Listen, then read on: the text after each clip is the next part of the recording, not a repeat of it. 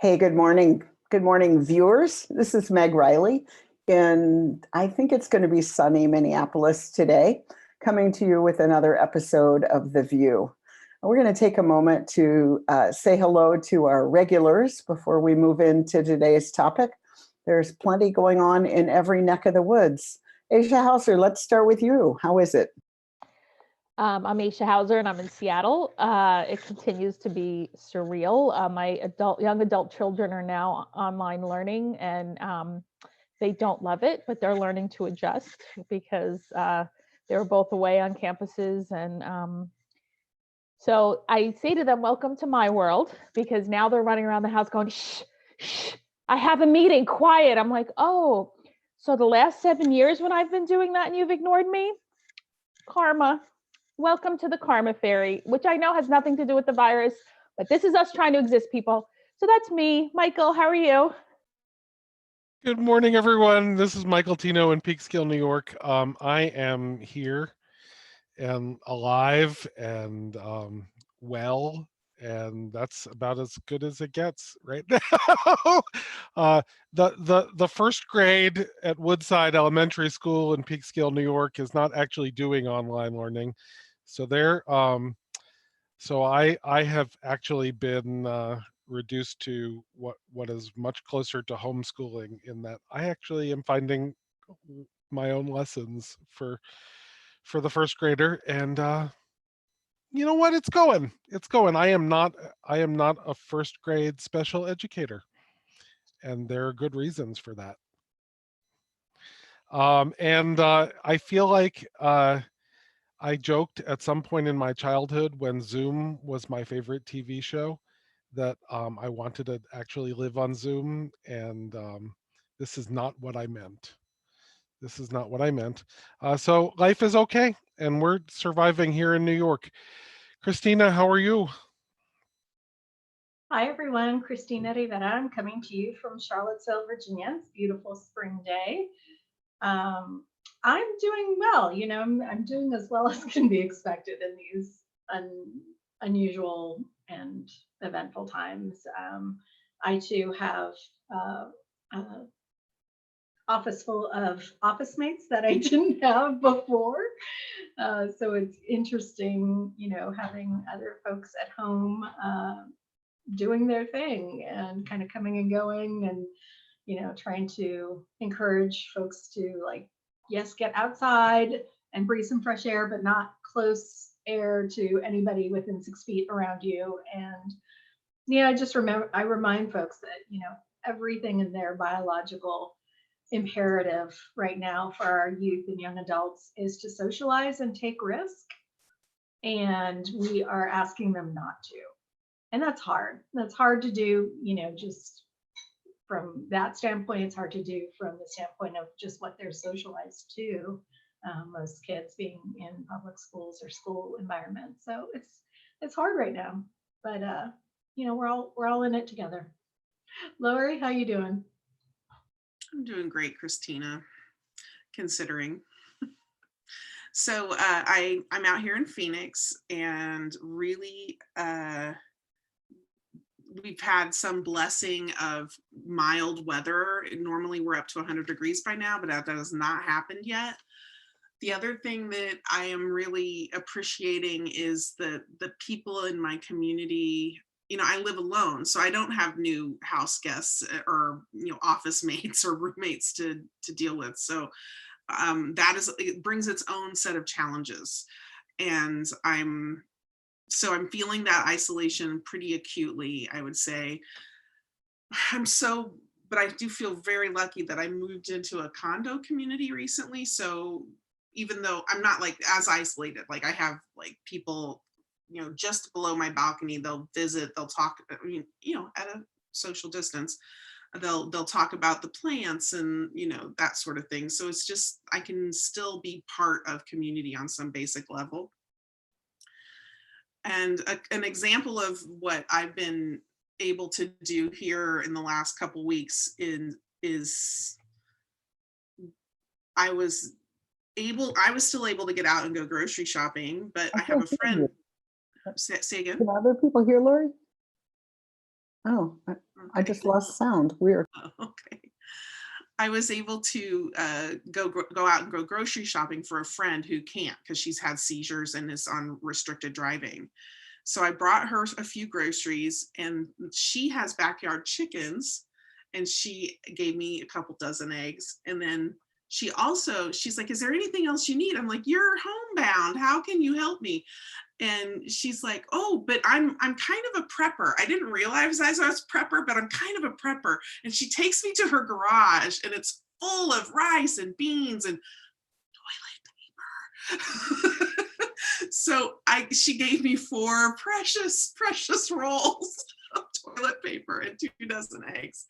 So I brought them back into where I live, which is closer to Central Phoenix.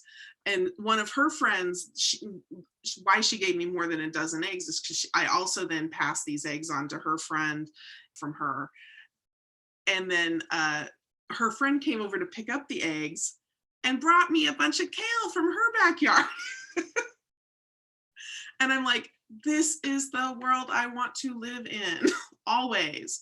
So it really brings home for me the message that this time is so hard and scary and uncertain, and we're continually reconstituting the world that we want to live in. So, I am also the tech person today. And so I'll be over on YouTube in the chat. If you have questions, we'd love for you to post them there, and I'll pass them into the panelists and here and our host, Jason, to be addressed. And you can find us on Twitter as well, though we don't get as much traffic over there, so sometimes I miss stuff. The best plan is to come into YouTube, and then afterwards, the show will go up on YouTube, and you'll be able to watch it in its entirety. One other thing I'd say is if you want to be reminded when we're going live on The VUU, you can subscribe on our YouTube channel. There's a little subscribe button right there below our pictures. So go ahead and take advantage of that, and then you get an email when we go live. Thanks, Lori. I'll say a little bit more about Minneapolis here. So I live a block from a lake. Minneapolis has 10 lakes right in the city, and they have shut down car traffic around the lake, and it's all bikers and walkers and skateboarders now. And when you say this is the world I want to live in, I wish that were always true. I mean, that's kind of my thoroughfare to get out of here, but I can figure out other ways. And before they did that, you couldn't social distance. It was like the state fair down there with everybody, piled on top of each other on the walking and biking paths.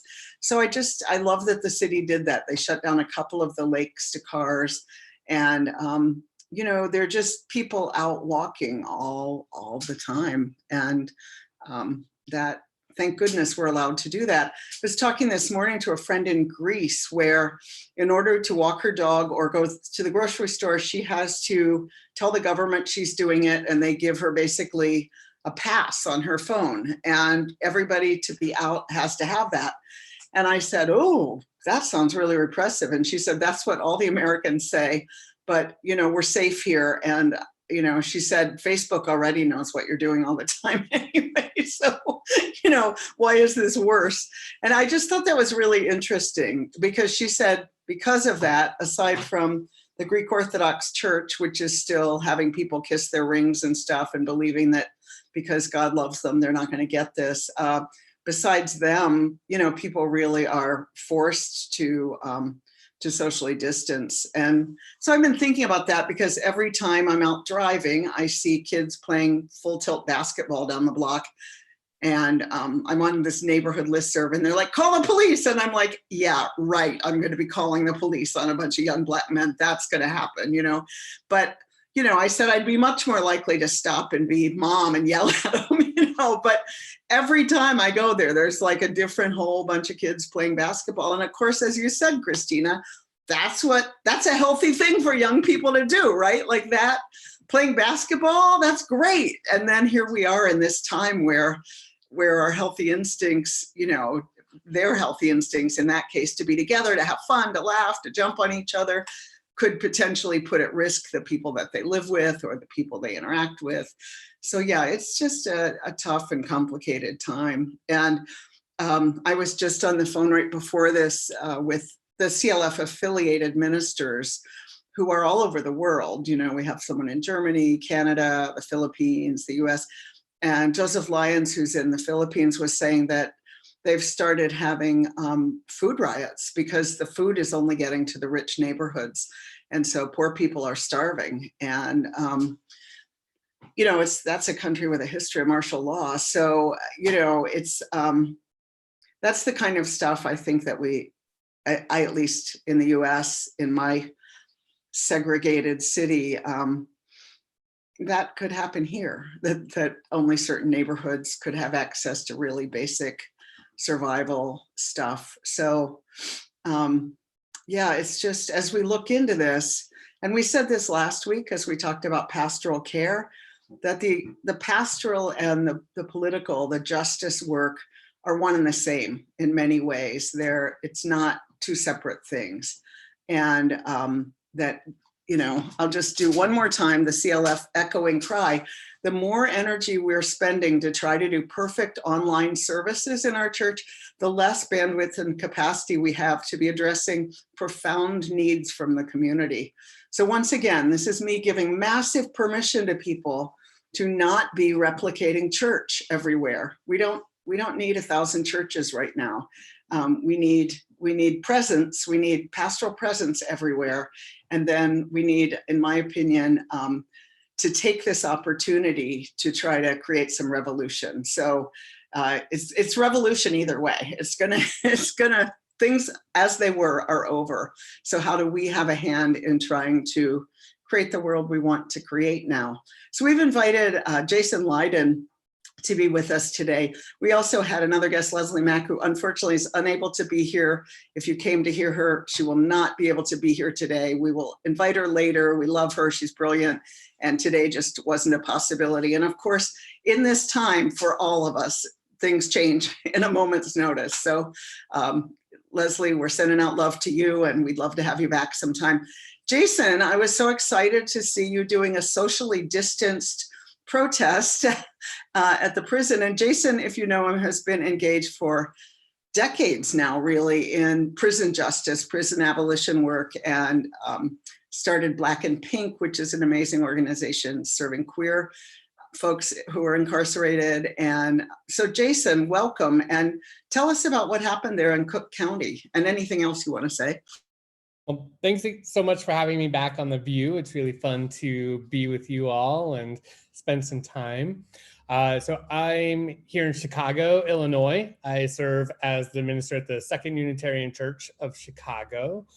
And I also sit on the board of the Chicago Community Bond Fund, which is an abolitionist organization working to end the violence of the criminal legal system while specifically focusing on the needs of people who are affected by pre-trial incarceration. So really focusing on ending money bond and getting people out as soon as possible. And so that it's not just rich folks who get to get out of jail, but that everybody should be free while they are figuring out how to navigate the violence of the court systems. And so one of the things that we did was we had a interfaith vigil outside of Cook County Jail here in Chicago, because they have not been letting out nearly enough people. That jails are kind of perfect places for everyone to die, to be honest, right now. This is a system that is impossible for people to physically distance. It is a system where people are sharing so much recycled air. It's just impossible for people not to get this infection once somebody else already has it. So we have 101 people who are testing positive for COVID-19 here in Cook County Jail. They've released a few people, but not nearly the numbers that are necessary. If we compare ourselves to, say, Iran, where they released 54,000 people out of their prison system in Iran. If we did similarly in the US to match that percentage for them, that was 22% of their prison population that they released in Iran in order to stop the spread of this virus. For us in the US, that would be 484,000 prisoners that we would have to release immediately. And they did it immediately. They picked a day and they let everybody out. Here in the US, what we're seeing is huge restrictions on, okay, if we're going to let you out, you have to be of a certain age, you have to have certain types of convictions, you have to have this place of housing already set. And so there's so much getting in the way of actually letting people go home or to go wherever it is that they could go to reduce the impact that this virus is having on folks. And so we had a gathering outside of Cook County Jail to pray, to have faith leaders coming together to say, we know that this is causing harm to our city, that we recognize the prisons and jails themselves as places of violence and white supremacy and anti-Blackness, and that we have a responsibility to challenge that.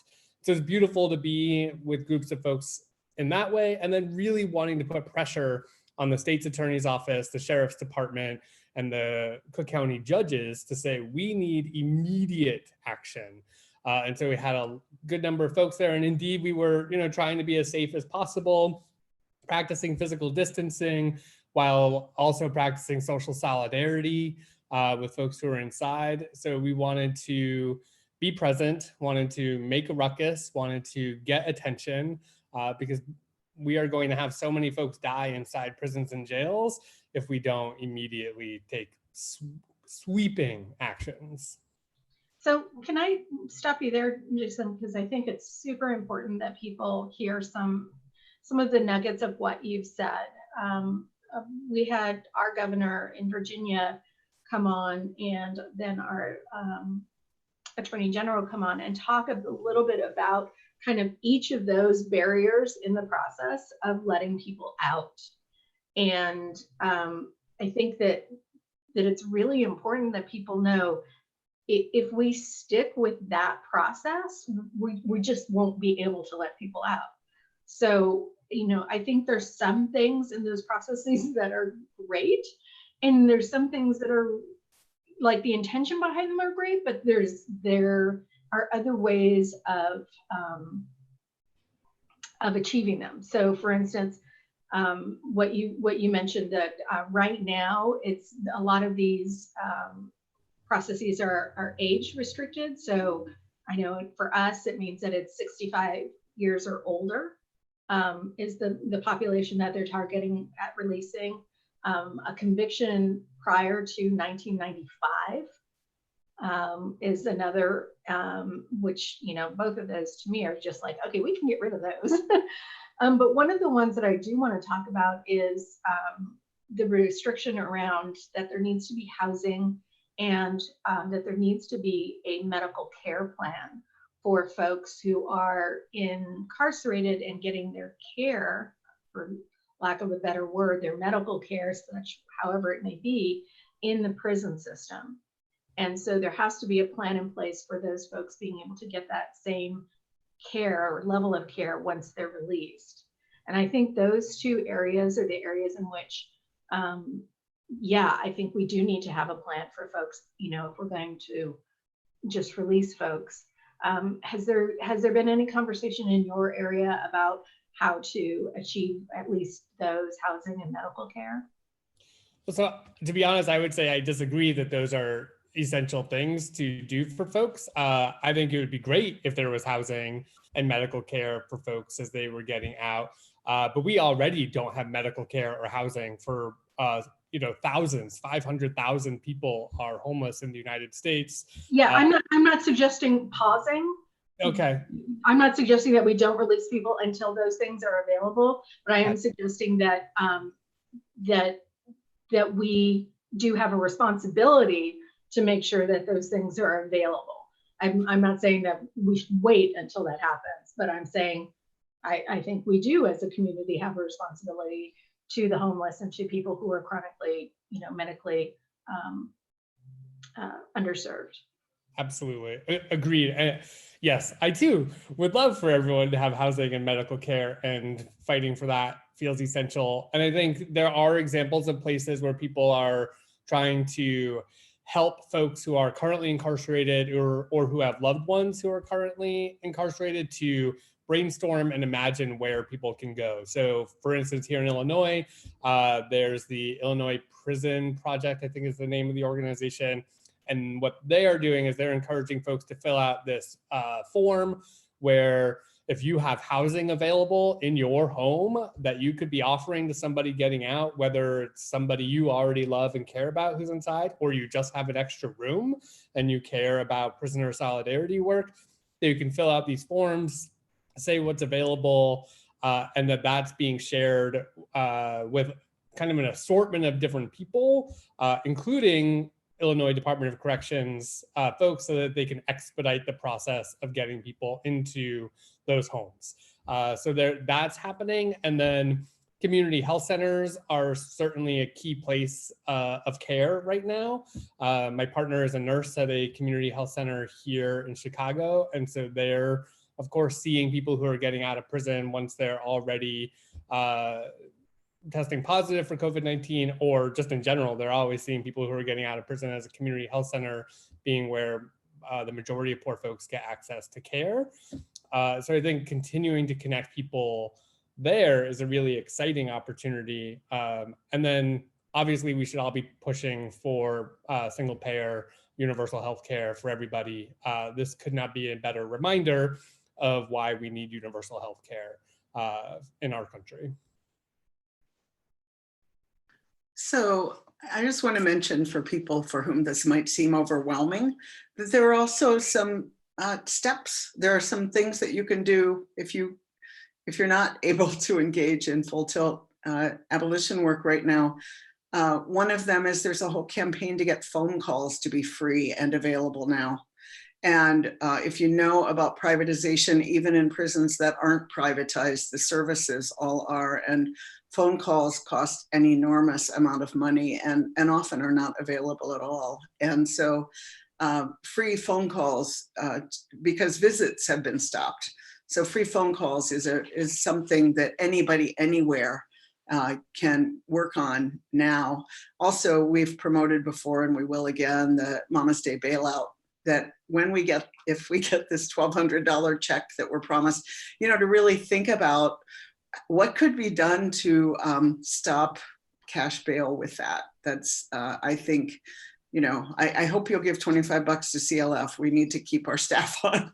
But, there are people for whom that money could absolutely save lives and families. And so there are things that everyone can do wherever you are, whether you're part of a big coalition or whether you're just kind of sitting in your house right now saying, what can I do? There are phone calls you can make. There are people to contact at all kinds of levels.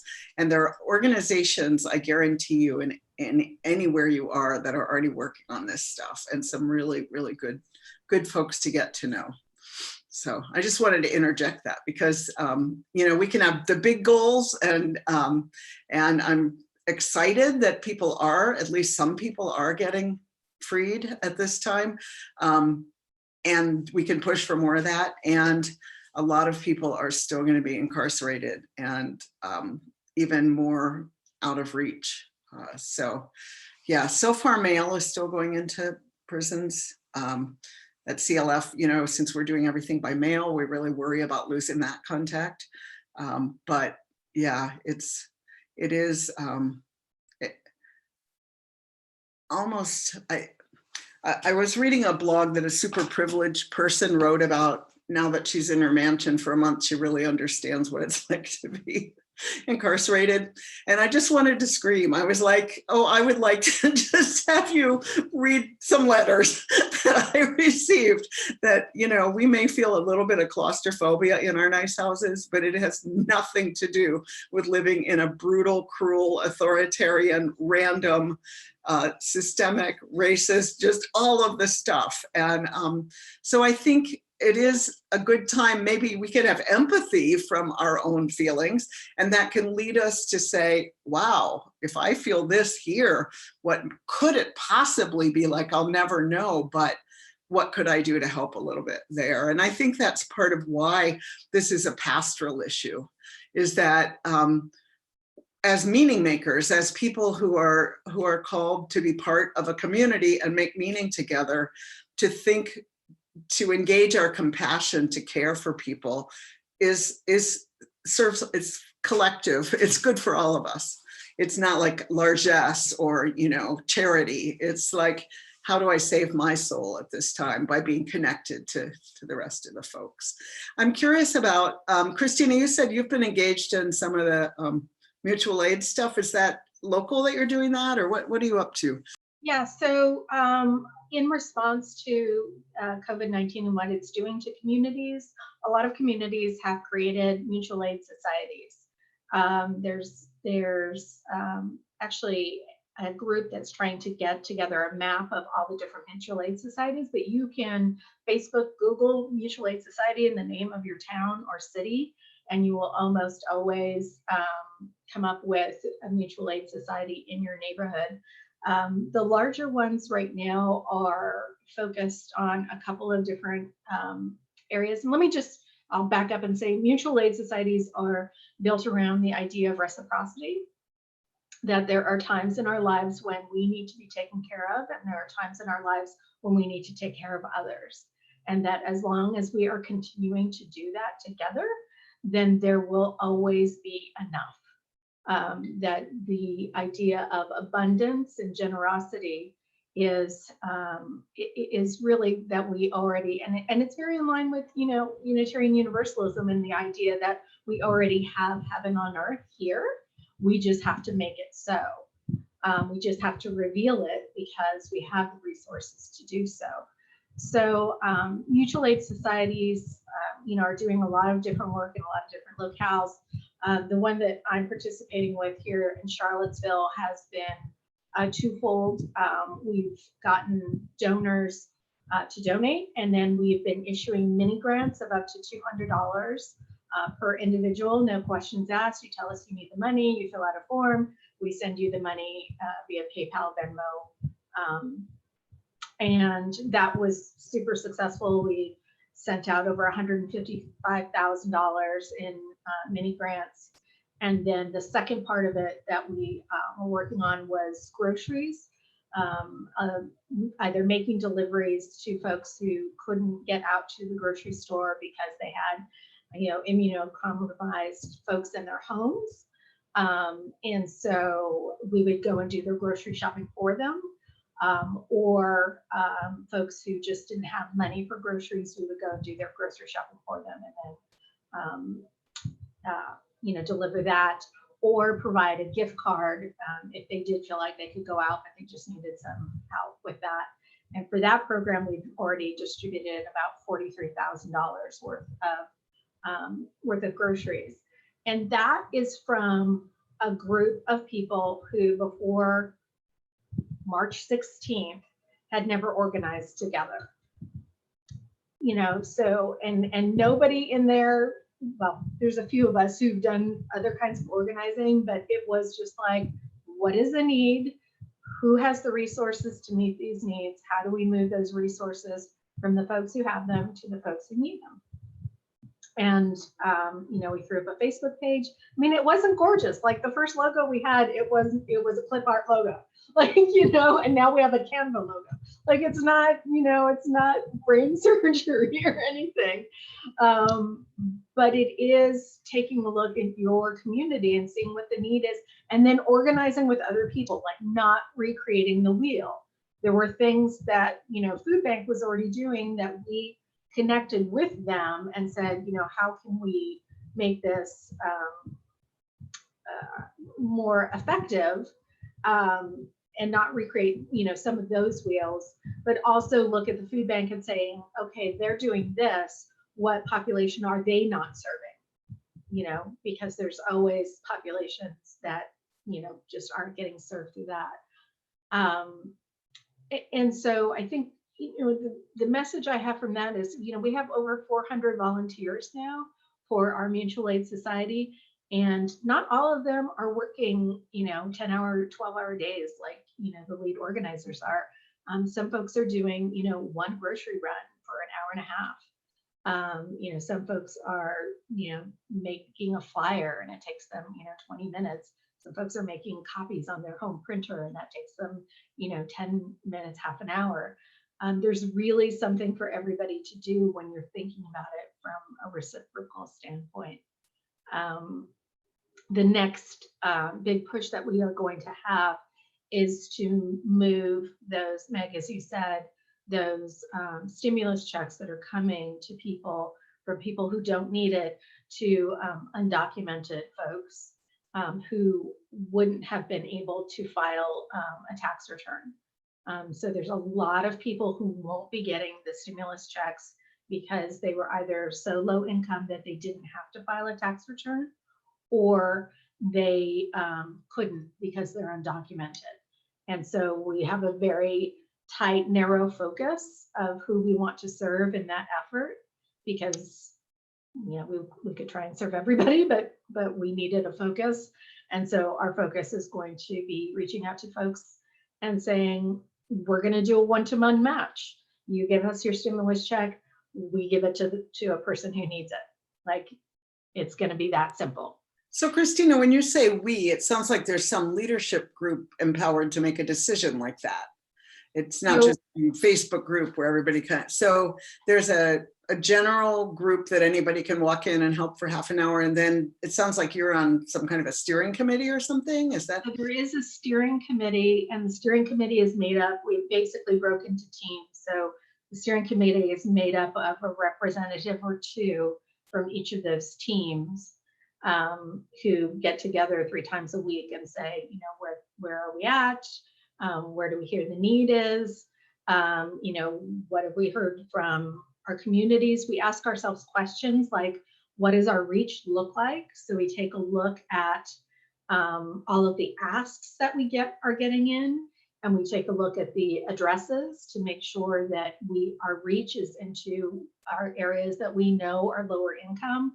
We look at the number of monolingual Spanish speaking households to make sure that we're going into those. We look at the requests for other languages. So we're really focused on making sure that our reach is getting where it needed to. At one point, we actually even paused because we realized our reach wasn't getting out into the counties, our rural areas enough. And we wanted to pause and make sure that we were getting that message out, and then went back into the giving. So yes. So this is neighborhoods or towns? I'm curious because then you said something about the county. So are you taking like an area of Virginia? So right now we started with Charlottesville City and Albemarle, and then what we did was we quickly realized it was going to be difficult to figure this out. So what we did was we said anywhere that our regional libraries serve, because our regional libraries go out into the rural areas, and we're in Central Virginia, and we're surrounded by rural areas. Anywhere that our regional libraries serve, we were going to serve. And that's what made us take the pause to make sure that we were getting out, into those communities. So I think if you're doing this work or interested in doing this work, that's one of the things you want to make sure that you're asking yourselves continually is, how is our reach? What is it looking like? And we're not the only ones doing this. Like, it is not something super special happening here. Well, it's super special to us, but but there are mutual aid societies, in Seattle, in like all of the major areas, and a lot of small towns as well. So this is something that UUs can be doing right now. Let's talk about that. If say a UU social justice group decided they wanted to get engaged with this now, let's just talk about some kind of do's and don'ts about doing that, because I think what you're describing is a broad-based community decision-making and really looking at things in a very broad way, which coalition work, I always think of Bernice Johnson Reagan. Coalition work is done in the streets. You do not go to a coalition to drink your mother's milk. And I feel like some of our congregations are looking for mother's milk in places that it's going to hurt if that's what you go there for. So I just, I'm thinking about, that's really an amazing, beautiful story. And I'm going to look up Minneapolis when we get off of this. And I'm picturing some of our congregations, the assets that our congregations have are amazing, to bring in.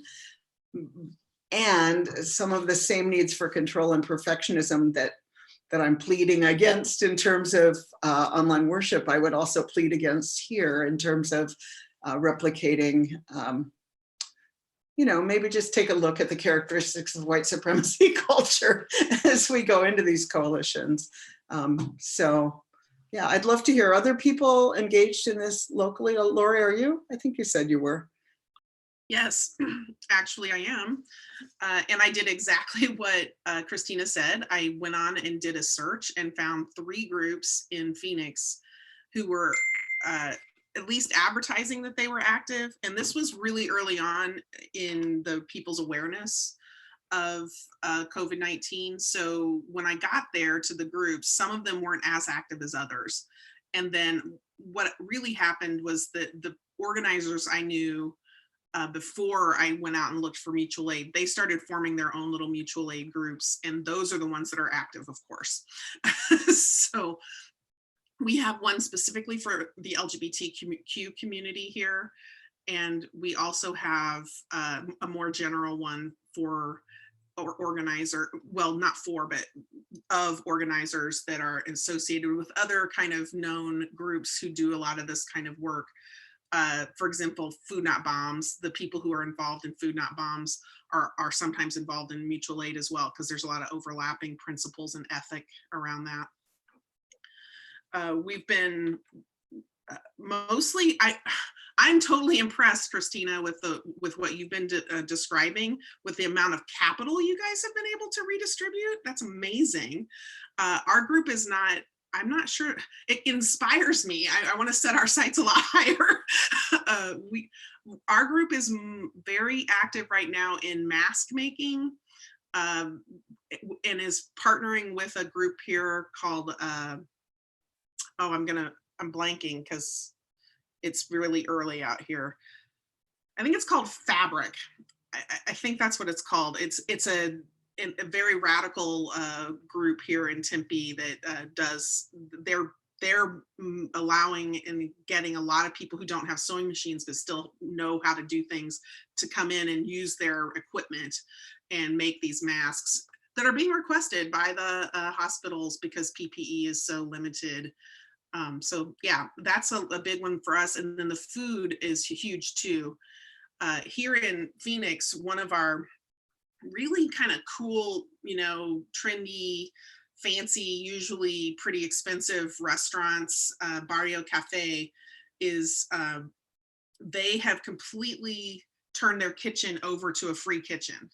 They've shut, of course, restaurants are now shut down, except for takeout is still available. So they can still be raking in money. They're, they have a huge menu. People love their food.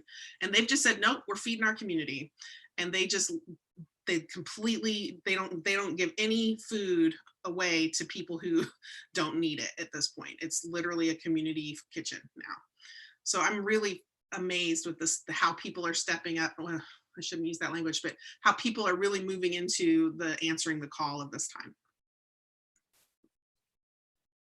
Yeah, so just a tip for folks, the way we were able to get to that number was we found a donor, we found a $15,000 donor.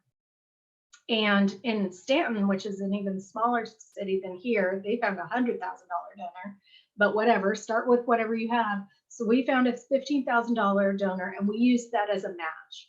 And so we did a double your dollars, which people love in fundraising. If you can do a match and tell people that their donation will be doubled, love it. And so we started with that. We did the thermometer and it just started building. And once it was clear that we were in fact sending this money out, people were like in town, were hearing about it. The city and county governments and our local community foundation came to us and said, we've got resources, but our distribution networks are so traditional that we would only be able to send out checks and ACH, direct deposits to people. And that's just for people who have banks. You are actually putting, money on people's Venmo cards and, PayPal and doing some cash deliveries. And so what if you all do our distribution for us? And we said, sure. And so we are now in a $1 million partnership with our local community foundation to distribute at least $1 million, maybe upwards of that, to folks in our community. That is amazing, Christina. That is just amazing. So that's like, you know, you just start small and show that you can do the thing. And then you go looking for the folks that have the real money, and say, you know, here's what we can do. And we're doing it. And, you know, we had all the we had all the proof. We had people who were saying that we were doing the thing. And, you know, we did it in a week and a half. And so, you know, creating those partnerships is really important. And you also don't need big donors, because in Seattle, Ajomo Luo just threw up a GoFundMe, her and her partner, Gabriel Teodros, and they said, hey, we want to help Seattle artists. And within days, it was a few $100,000, and they had to partner with a nonprofit to help distribute the money to local artists. So even if you did it, people just send what they could, you can end up with still that amount of money, because people do want to help and they don't know how. And I think it also helps folks' anxiety, and the people who have the means send in some money. So it is awesome if you can get somebody who could write a $100,000 check, and don't be discouraged if you can't, because there are a lot of people who want to give what they can as well. And I think it's also awesome if you can, you know, put together a community organization that hasn't existed before, like while everyone is stuck in their house, but not everyone can do that either. And I looked it up while people were talking, and the last time I could find an active mutual aid society in the town I live in was 1918 during the flu epidemic. So I'm like, okay, maybe it's time to recreate it, but maybe it's also a matter of doing accountable work with the organizations that already exist, because there are organizations helping people in my city, and I know that they're here. And whatever funds we can put together from people's stimulus checks or people's generosity or whatever can be funneled to people who need it, through the organizations and the mechanisms that exist here. Like, I know my school district is still feeding all the children in Peekskill. So I know that any family, and they release statements regularly, like any family that needs breakfast and lunch can pick up breakfast and lunch every day in my town. And I know that there are food banks and food pantries and other organizations that are getting money to people. So, I think this is to me an opportunity, if we and our congregations don't already have accountable relationships with organizations in our community, to reach out and just say, how can we help, and then do what they tell us. I Unitarian Universalists struggle with that sometimes, and that's part of that white supremacy culture that Meg was talking about. But now it's just time to call people up and say, hey, I notice you're doing this work. How can I help? And if they say send money, right? And if they say we need volunteers to go to the Stop and Shop to shop for people, then that's what we do. But sometimes it's not up to us to recreate everything and to reinvent everything. It's up to us to just ask. So. Also, thanks so much, Michael. One of the things I also want us to lift up is this really unique moment of talking about the language of mutual aid. I mean, this terminology is explicitly anarchist terminology. It came from a late 19th century, early 20th century Russian anarchist, Peter Kropotkin. And we're talking about anarchist communist ideals and economic visions shaping what we're doing in a crisis. And I think for predominantly liberal Unitarian Universalists, the idea of anarchism often feels scary. And I want to say, you're doing it. We are doing anarchism in this moment. And I think that that's a really important part of this story to not get lost. And while I appreciate so much the idea that we respond to what local nonprofits say and direct service organizations say. And I think it's really important to see how mutual aid and direct service is different. And that mutual aid is really about developing authentic relationships of accepting support as well as providing support. And I think that's one of the things around prisoner solidarity work that I think is such a key place of learning that practice, because when we start writing letters with prisoners, we stop thinking of ourselves, those of us on the outside, as helping prisoners, but being in a real authentic relationship, that they are transforming our lives just as much as we're striving to be part of transforming their lives. And we do work on the outside to fight the prison system, just as they're doing work on the inside to fight the prison system. And so when we're doing this solidarity work on the outside, I think, and mutual aid work with each other, when we are the person who might have more money than somebody else, when giving money, it's not just about helping them, but liberating oneself of one's own wealth is a transformative and beautiful experience. And it is about also, I think, recognizing the beauty of that mutual relationship, which is how it's mutual aid, and that, I'm going to do this for you, you're going to do things for me, we're figuring this out together. And maybe it's not, I did something for Meg and Meg did something for me, but I did something for Meg and Christina is like, oh, Jason, I know how to do this thing that you've been needing. And we're all part of the same network and we're supporting each other. So I think that's really a key piece of this, is that we think of it as, mutual. It's a mutual relationship, not just charity. It's not saving anybody. This isn't the time for thinking about things like that, but it's really this exciting moment of practicing anarchy. I'm so glad you said that. I'm so glad you said that, because I think that the folks don't get the really different model that it is in terms of reciprocity, and that it is not, we're just not, we say, like one of our talking points, if anybody asks us, this is not charity. This is not anything other than all of us taking care of each other. And that is, that is the best of Unitarian Universalism, right?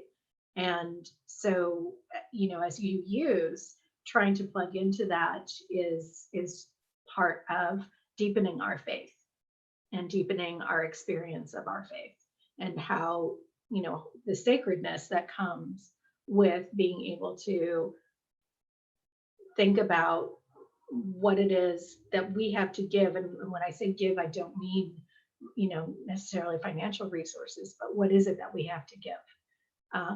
And so that we can open ourselves up to receive. So, Jason, I'm also very glad that you mentioned about it's opening ourselves up to receive aid, because I think that, for me personally, is one of the biggest challenges.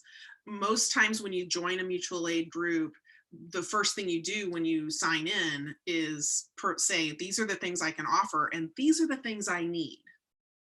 And that is a very vulnerable thing to do.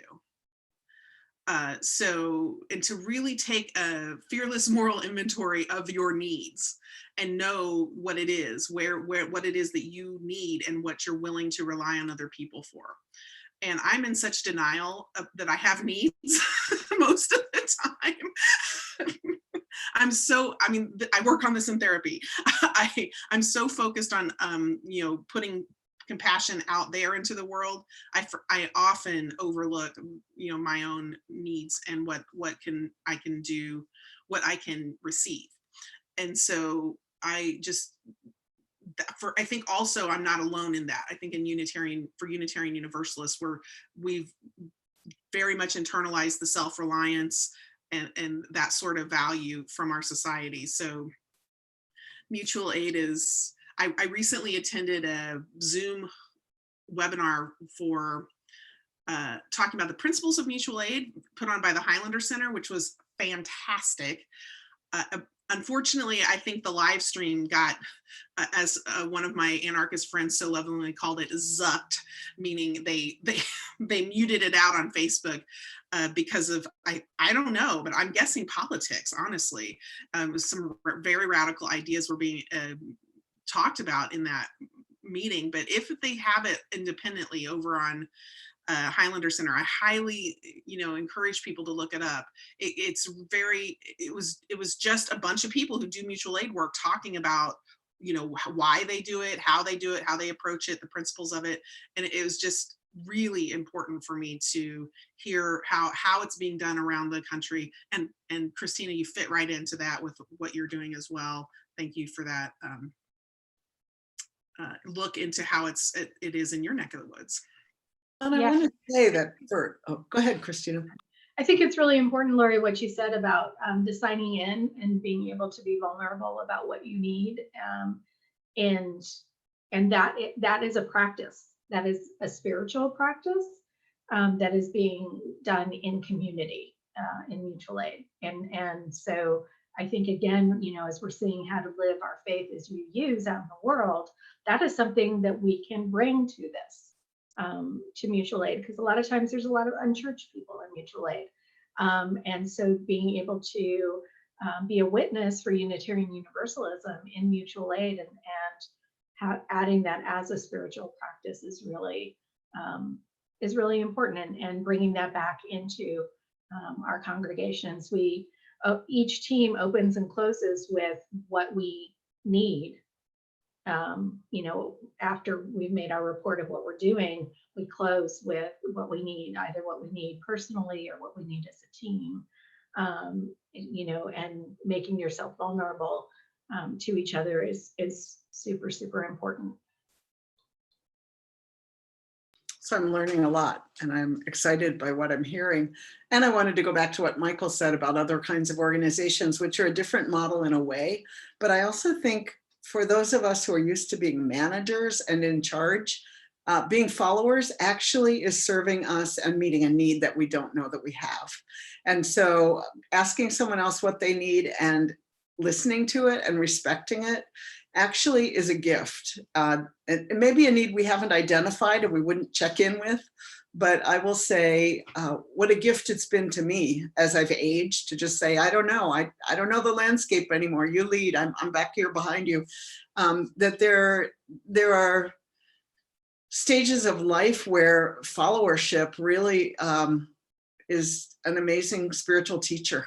And so I think if there isn't mutual aid where you are and you don't want to start it, that finding an organization and respecting that and really seeing that as a spiritual practice in and of itself is another route to go. I'm just not wanting anyone to hear this and think, oh, that won't work where I am, because there is meaningful, loving, generous, soul building, and I'll say work, but really it's life to do wherever we are. And no one teaches me that more than the incarcerated members, who are amazing leaders. I always say the CLF prison ministry has grown because of leadership inside. It's nothing that we do. And if everyone did that kind of sharing and generosity, what a faith we could be. So yeah, I don't want anyone listening or watching later to think, well, that won't work where I am, because there's just, if you're alive, you're connected to other people. You totally will. And so one small thing that folks can do, if there's nobody else around you organizing and you're just like, I need to do something, and there isn't anything, take a look and see what landlords are doing. What are landlords doing in terms of supporting people to waive rent or do a deferment of rent, and start a pressure campaign to get the landlords in your areas to waive or defer rent for April. Rents are due today and tomorrow, or for May, because we're going to be in this for the long haul. And that you don't need a mutual aid society to do.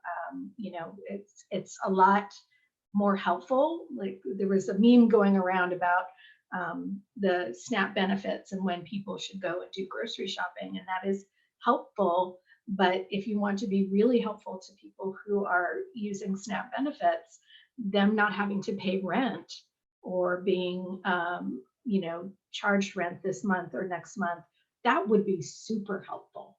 And that's something that you can organize without having anybody else. If there's no other organization going on in your area. One of my little one-person projects is these KN95 masks, which are readily available from China, but which the US won't use for hospitals. That you can get them, you can get quantities of them. I'll share later on YouTube website to get them, where you don't have to go to Amazon. I did go to Amazon, but apparently you don't have to. And just put them outside my door whenever anyone delivers anything. Say, please take a mask if you'd like one. I mean, it can be that simple, that to just look around and see who you're touching and how you can reach out with some kind of love and generosity back. I think we've heard from some amazing organizers today, and I'm just really, really excited by what you're doing. And every single person can make a difference. One of the things that Janine Gelsinger here in Phoenix has done, not while, but like up until she started experiencing symptoms of COVID-19, she had all it takes to practice mutual aid, and she proves this, is some flyers, some tape, or maybe a staple gun. And in her apartment community, she just put up flyers and said, let's all meet, virtually, and start sharing needs and resources. And so this literally can happen as part of, a very small community to start with, and then moving into something more. You never know what happens when you pull people together to really share ideas and figure out how to come together for one another. The other piece of that is Black Lives of Unitarian Universalism recently shared this, and other organizations, and it's been passed around as this idea of figuring out who your pod is and then mapping pods out into your community. And that is a building block of mutual aid as well. So we'll post that resource in some of the pod mapping resources to the chat and into the show notes. I also want to name that the idea of caring for each other and mutual aid is radical. Like, what does that say about modern day society? That simply the act of caring and giving people basic needs, or offering each other in reciprocity basic survival needs, is radical. And that, to me, just, if that's not a case for dismantling this violent extractive capitalism we've been living in the last few hundred years, I don't know what else is. Say it, Aisha. That is a great note to go out on. It is, a culture of giving and generosity. It's what we say, so now we get to live it. Yeah, it's exciting. Anything anyone wants to say before we sign off for the week? Do you want to talk about the commission? Yeah. They're coming. They're coming next week. Yeah. Aisha, you want to say more?